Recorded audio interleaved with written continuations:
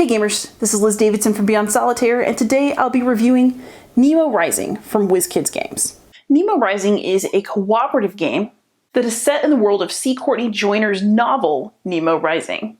The rulebook describes the game as 2 to 4 players, but the box says 1 to 4 because it's a cooperative game and you can just control 2 heroes and play out the adventure yourself. There are 2 adventures in the box, one that takes place in the air, one that takes place under the sea. And in both cases, the object of the game is to explore and secure 4 of the board's locations, and also complete 2 missions that are randomly drawn at the beginning of the game. You have a timer on which you're completing this. Depending on whether you're playing an easy, medium, or hard game, that timer will be more or less generous. So here we've drawn 2 mission cards, one where we need to study creatures in the abyss, another where we need to defeat some enemies, and they have relative values of 5 and 4 mission points. So we'll have a base value of 9, but I've gone ahead and added 6 mission points to that total to simulate an easy game. For a medium game, you'd add 4. For a hard game, you would add 2. I've also got our 2 characters, Sarah and Nemo, waiting. There are 2 others to choose from, including Ulysses S. Grant. And I've put out the location tiles face down, so we don't actually know which location is which until we get there and explore it. I've also set out our gear cards, which basically include cool equipment, some dice that we'll be rolling. These are additional actions, which is why they're a different color than the regular ones assigned to each player. And I've also put out a threat and an action deck, which we're going to talk through. The turn structure of the game is relatively simple. It's going to start with choosing an action card, then taking the actions that our player has, and then after that there's actually a threat card underneath that we'll have to resolve. So let's say that Sarah's going first. She would choose one of these action cards. These are double-sided. Basically one of them has a 0 cost, the other has potentially a better benefit, or at least a more secure benefit, but it costs you a mission point, and if you run out of mission points, then you're going to fail. Mission points can be spent on things like action cards, or they can be lost in confrontations with enemies or as consequences for failing tasks. So let's say that I think I'm going to need a little bit of brawn for some upcoming test. We don't really know yet. I would take this and spend 1 mission point to have the card. However, this gives me a guaranteed die roll result, which we are going to get to in a moment. So let's say that I'm not going to spend my actions. So let's say that Sarah wants to go 1, 2, 3, 4. So that's 4 of her actions. And you get 6 per turn. 5 to scout this tile.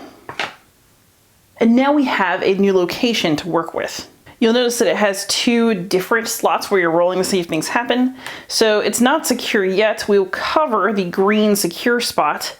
And in order to secure the tile, we have to pass this red secure the tile test. So let's go ahead and move in for action number 5. And let's attempt a task for number 6 because we can. So basically, in order to attempt a task, it would have been nice if we had one that involves strength because I could just pay this card in order to succeed automatically. But instead, we're going to need to roll this rope result. So basically, each enemy and each task in the game is going to require different results on the attribute dice. So you'll need to be paying attention to what kinds of skill checks you'll need to pass. The weight is basically bravery. The light bulb is brains, and the rope is skill. So in this case, I can roll 1 attribute die and hope that the result that I want comes up for my final action. And it did not, unfortunately. I was brave, but I wasn't very skillful. So now that Sarah's taken all of her actions, she'll get ready to reset for the next turn, but we'll also be resolving her threat card. So now we know that we are going to get an enemy that we're going to place out on the board. So the threats continue to grow as you progress throughout the game. In a lot of situations, you can avoid confronting enemies, but if they corner you and start to pile up, then you can actually end up losing because you approach mission failure. So you do need to deal with threats fairly proactively. What this threat card is telling us is basically that enemies with these types on the board will move along the blue pathway. So if you look at the board, there are red and blue pathways that determine where enemies go. And we'll also be getting a new friend.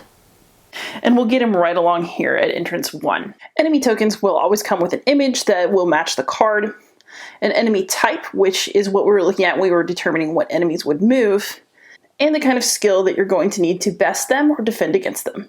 And really overall, that's it. Nemo Rising is not a super complicated game.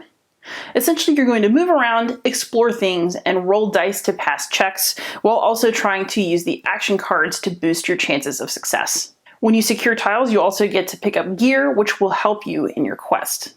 Do your best to secure tiles and complete your missions in the time you have, and either way you'll be having an adventure either under the sea or in the air. So now for some final thoughts. I'll just say up front that I think Nemo Rising is a decent game, but I also think that it could have been a little bit more. But let's start with the good. The presentation in Nemo Rising is great. The art pieces, especially those for the underwater adventure, are beautiful, and it made exploring the game a real pleasure, especially the first few times. The game also has some nice steampunky touches that add to the atmosphere. Looks aside, my favorite thing about Nemo Rising is that it seems like a very good introductory game for new hobby gamers. If you haven't delved into hobbyist board games before, but you're ready to take the plunge, Nemo Rising is a great choice because it's easy to learn while still offering the interesting choices and atmospheric setting that hobbyist board games can provide. It's also cooperative, so while I played it solo, it would be very easy to play this with a friend and help each other out. It's also nice to see that Nemo Rising is clearly built to expand. Although the base game comes with 2 adventures, it's very obvious that there's a lot of room for more, both in terms of setting and hopefully in terms of new mechanisms. I say that because while Nemo Rising is an accessible and decent game, I also think it needed a little bit more. After several plays, the game starts to feel pretty samey, and that's true even if you're switching between the 2 adventures that are provided in the base box. It's usually pretty obvious what you should do, and there isn't a whole lot of variation in general strategy from game to game. I also personally found that there wasn't enough real tension in the gameplay. While it's possible to have a run of bad luck or to lose because things didn't go right for you, typically you're going to know what you should do and be able to do it in this game. That's not always a bad thing, but I do think that it hurts Nemo Rising in the long run.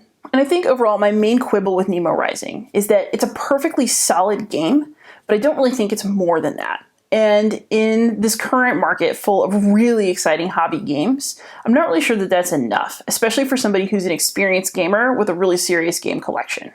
So if you're looking for an introductory game to play as you go into hobby board games, or if you're looking for a low-key game to enjoy with friends who aren't necessarily hardcore board gamers, I think that Nemo Rising might be a good choice. But for me, it's a 6 out of 10. Thanks for watching, and happy gaming.